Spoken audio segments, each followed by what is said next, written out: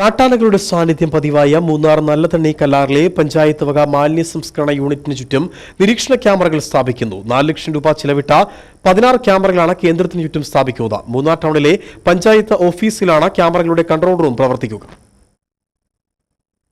കാട്ടാനകളുടെ സാന്നിധ്യം പതിവായ നല്ലതണ്ണി കല്ലാറിലെ പഞ്ചായത്ത് വക മാലിന്യ സംസ്കരണ യൂണിറ്റിന് ചുറ്റുമാണ് നിരീക്ഷണ ക്യാമറകൾ സ്ഥാപിക്കുന്നത്. 4 ലക്ഷം രൂപ ചെലവിട്ട് 16 ക്യാമറകളാണ് കേന്ദ്രത്തിന് ചുറ്റും സ്ഥാപിക്കാൻ ലക്ഷ്യമിട്ടിട്ടുള്ളത്. മൂന്നാറിൽ നിന്നും ശേഖരിക്കുന്ന പച്ചക്കറി അവശിഷ്ടങ്ങൾ യൂണിറ്റിന് മുൻപിൽ കൂട്ടിയിടുന്നത് പതിവാണ്.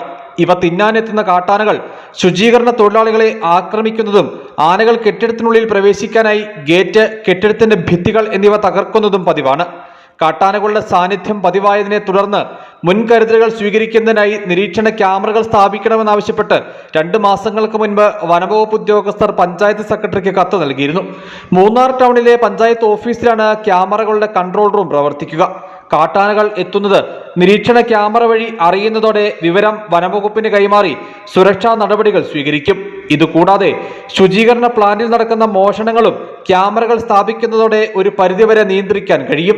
പുതുതായി നിർമ്മിക്കാൻ ലക്ഷ്യമിട്ട സെപ്റ്റേജ് ട്രീറ്റ്മെന്റ് പ്ലാന്റിന്റെ നിർമ്മാണ ആവശ്യത്തിനായി സൂക്ഷിച്ചിരുന്ന ലക്ഷങ്ങൾ വിലമതിക്കുന്ന ഇരുമ്പ് സാമഗ്രികൾ ഉൾപ്പെടെയുള്ളവ 1 വർഷം മുൻപ് മോഷണം പോയിരുന്നു. പോലീസ് കേസെടുത്തെങ്കിലും പ്രതികളെ കണ്ടെത്താൻ കഴിഞ്ഞിട്ടില്ല. News bureau, Adimali.